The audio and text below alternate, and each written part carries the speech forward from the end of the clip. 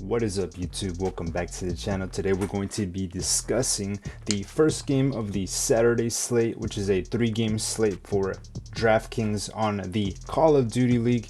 These matches will be taking place on April the 3rd, and this is going to be the third day of the week 3 Los Angeles Guerrillas major weekend, should I say, in this week for Draftkings. Now, Draftkings is going to have a 3-game slate today, Saturday the 3rd, and the first game is going to be the Paris Legion against the Florida Mutineers. Now, this game is going to be, fairly an even game according to the Vegas odds, or the odds by Bovada. The Florida Mutineers are favored -170 to win this match outright, and the Paris Legion are favored, or not favored, but they are underdogs by 125 points. So, this matchup is going to be pretty close. I believe is going to go maybe 5 games, and for the most part, these two teams look to be of the same caliber. As per se, even though the Paris Legion got 3-0'd their previous game against the Seattle Surge, they got 3-0'd in stunning fashion. I do believe that this team, has what it takes to bounce back. Of course, obviously, every team can, get 3-0'd and get, bounce back from anything in this Call of Duty League. It's been real crazy so far. But for those of you who don't know, if you just found this channel, if something about it, caught your attention, what I do here is I basically focus these videos on breaking down player salaries for Draftkings. For those of you who don't know, you can actually bet money on Draftkings on the Call of Duty League. So you can bet money on the Call of Duty games and actually make money by just, watching your favorite esport. My favorite esport so far is Call of Duty and Halo. So you can make money watching these esports on DraftKings, and the way they work is you make a lineup composed of players and a team position, and those players and team position, they have a salary tag like you see here on the screen. Each player has a salary tag, and you have to fit a lineup of 5 players and 1 team position, and stay under the $50,000 salary cap that is given to you by DraftKings.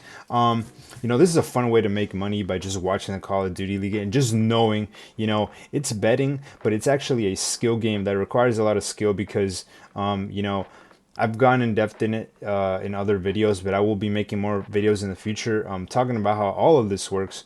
But what you need to know now is that you can make money by betting on DraftKings, playing the Call of Duty League. And that's basically what I do here in this channel. Just break down prices, try to show where the valuable players are that are, too cheap to pass up. And, hopefully you can make money just by watching this video. Maybe I could give you good picks and you can use them in your personal lineups and hopefully make money. That's what I do here. So talking about this game specifically, as you can see here, the Seattle Surge were, beating the Paris Legion in every aspect of this hardpoint. Paris Legion are a team that are 3-7. So far the Paris Legion in this stage 2, they are 1-3, whereas in stage 1, they were actually one of the strong teams. Not strong teams, but they ended up 2-3. And they gave that appearance of strength because nobody thought that they were going to do anything of importance. And they ended up 3-0ing Florida Mutineers, if I'm not mistaken, earlier in stage 1, I believe. There are a couple of plays here that I believe are going to be good plays going forward. I always like looking at Scraps because Scraps is one of those players that I know who he has in the tank, and typically he's been consistent at the 90 fantasy point range. He has 100 fantasy point game in the recent past at 107 against Dallas of all teams. They obviously lost, but he posted that in a a decent series, a really good series that he had against Dallas, where he was valued at 7,800. So obviously the Florida Mutineers being a not as strong team as the Dallas Empire, I do feel that a scraps at $8,000 for the flex position is actually a good value on the Paris Legion side if you're comfortable playing them here against the Florida Mutineers, which I would be. Another pick that I would like on the Paris Legion side would be Aqua. I'm not comfortable at his price right now at 9,400 specifically, but I do feel like when they do win, Aqua is a big proponent, or like a very strong piece in their victories almost constantly. He's very consistent. Earlier in the season, he was posting upwards of 100 fantasy points in like 3 games in a row, and he was doing pretty good. 9,400, I think it might be a little bit too expensive for him, but if you want to be contrarian, you can choose him. Fire has actually been having a rough time, so I'm going to be fading him until he shows a little bit more signs of stability. He's actually been posting 3 duds in a row, 50 fantasy points in a row for Fire.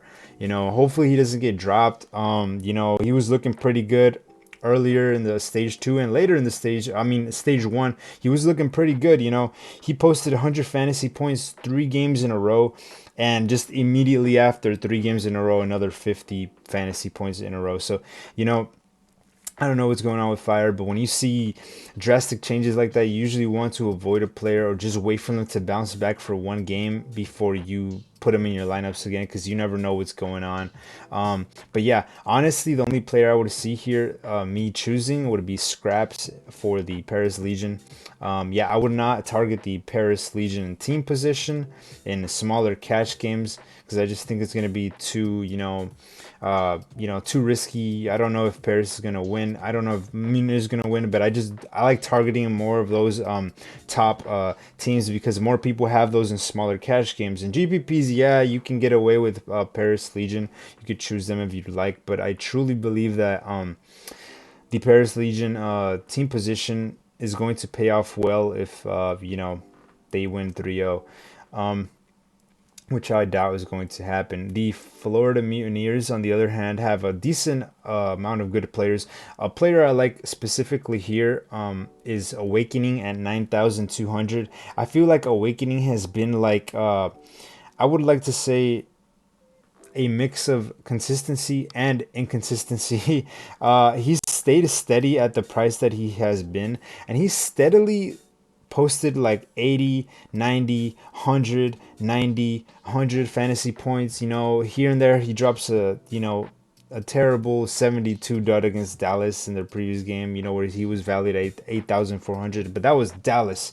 If you take the games previously to that, he did recently good. And Awakening is a beast. I really like him at 9,200. I feel like one of these days he's just going to explode like he did on other games, like against the New York Subliners earlier in the season. He has a very high cap. His cap right now is sitting at 138 fantasy points. That is the highest that he's ever gotten. Yeah, so I like Awakenings. The other player I really like, and it's always these same 2 guys, because these are the 2 guys that always go off when the Florida Mutineers win, and that is Skies. Skies at 7,800 at the flex position is, one of my favorite plays here. If they are as strong as they looked like in their previous game, the Florida Mutineers are going to, they're gonna win. They played Dallas in their previous game, and then they beat Optic Chicago in the game before that. So that's what I mean in their previous game that they won against Optic. They looked really good against Optic. They couldn't manage to win against Dallas, but they looked damn good against Optic. If you can see here, they posted a 250 points in the hard point against Optic. They won the checkmate search and destroy. It was 6-5. They beat them. That was a close one. That could have gone either way, to be honest. Optic could have actually won that series if they would have tied 1-1 and then got that momentum forward. It would have changed everything probably. But once you go down 2-0 against a team like the Florida Mutineers, you start getting scared. Let me tell you. Florida Mutineers won the CDL checkmate control 3-2. So that was a pretty good, series right there on the Florida Mutineers behalf. As you can see here, Awakening. Neptune was going decent too. Neptune is now more of an attractable pick for me because I feel like Neptune was super expensive once he started like in stage one, since he was like a fresh, rookie, and he started off hot like every other rookie starts off. He was, decently expensive.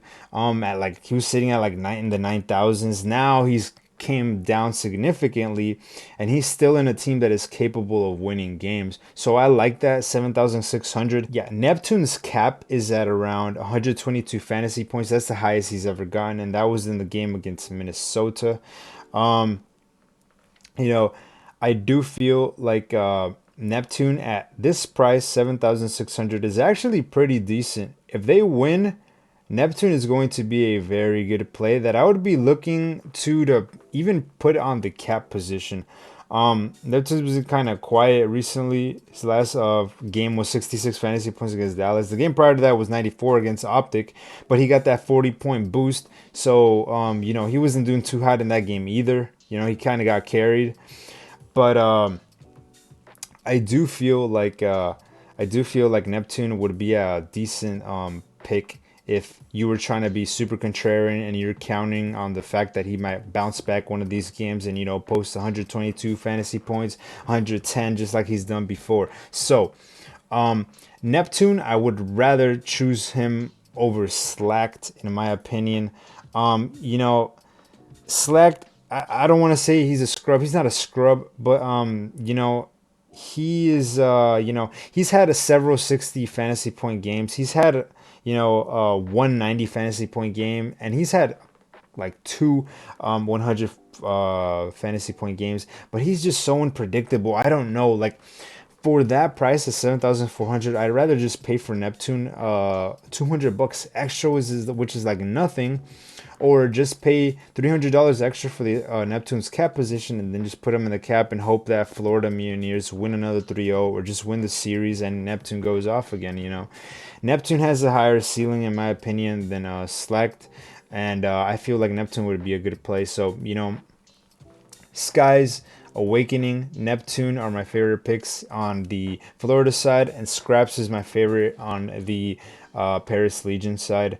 In order of my favorites from least to greatest, or let's say greatest to least, I like Skies a lot. I would say that he's my number one. He's had a decent three game history for the past three games: 90 against Dallas, 114 against Optic, 135 against Minnesota. Skies is pretty fucking good, and he's at 7,800, so I really like him. I would say he's my number one, Awakening my number two, and Neptune my number three. The Florida team position at 3,200, I like it. I'd rather pay a little bit more for the other team positions that I've seen, for this slate, like the Rocker, or the Subliners. But I do feel like the Florida Mutineers, that's actually a good pick, 3,200. They're in the middle of the pack, literally. Decent price, good chances of winning. So, they might post up more or the same points as any of the higher priced teams like the Subliners or the Rockers. So, yeah. Those are my opinions on this specific game. If you like information regarding Call of Duty betting on DraftKings or just even in general, you could watch my videos. Stick around. I do talk about the games strictly based on like fantasy purposes on DraftKings, but I do like to talk overall about who I think is going to win and why I think they're going to win. Team records and stuff like that.